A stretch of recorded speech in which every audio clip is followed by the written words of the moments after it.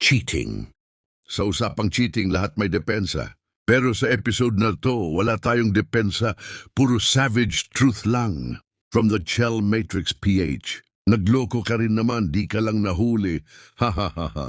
Nagloko ka rin naman, swerte mo lang, di ka na screenshot. Loyal? O mabilis lang mag-delete ng chat? Hindi ka faithful, magaling ka lang mag-unsend.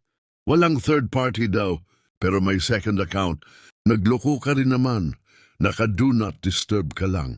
Di ka loyal, mabilis ka lang mag-clear history. Kung walang tinatago, bakit dalawa ang phone mo? Hindi ka loyal, naka-hidden lang album mo. Enough jokes, usapang totoo na tayo. Now let's get honest. Ito na ang realidad. Hindi ka naloko dahil kulang ka. Naloko ka dahil may pumili na magkulang sa inyong dalawa. At minsan, may kulang din sa relasyon na pinili niyong hindi ayusin dahil sa ego o pride. Ito ang side ng naloko. Red flag, hindi design yan, kundi warning sign yan. At ang babala, hindi mo tinitingnan lang, pinapakinggan mo dapat. Gate yan na nagsasabing stop or you'll get hurt. Na hindi mo trabaho na bantayan siya 24/7, kundi trabaho niya ang maging tapat sa'yo. Huwag mong takpan ng baka magbago pa siya o ang sitwasyon kung ang tao ay ayaw mismo magbago. Ito naman ang side ng nanloko. May dalawang brutal na dahilan. Una, minsan nag-cheat ang partner kasi matagal na siyang hindi masaya. Ayaw magbago ang karelasyon, paulit-ulit ang problema, at may nakilala siyang iba na dun lang ulit siya nakaramdam ng buhay. Reality check, valid ang need for happiness, pero mali ang method. Kung may kulang, ito ang dalawang landas.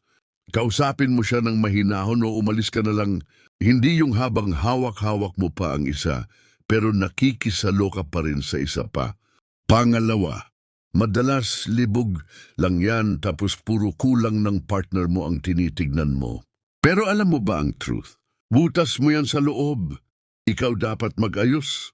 Hindi partner mo ang magbabayad. Reality slap. Cheating hindi accident. Pattern ng maliliit na kasinungalingan yan nag-umpisa. Hindi third party ang root cause. Marupok-pok ka lang.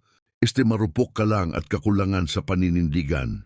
At kapag sinira mo ang tiwala, wala kang karapatang i-rush ang healing process niya.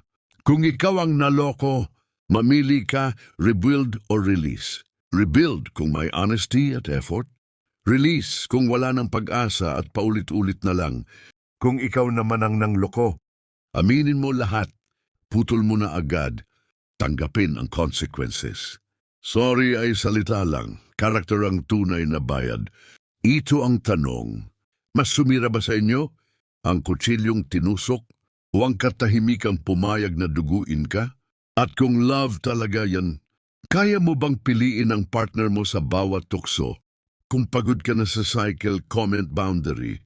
Kung handa kang managot, comment accountability. Share mo to sa taong kailangan ng savage truth para next time, hindi kayo mabitag ng parehong kakulangan. From the Chell Matrix, truth that cuts but heals.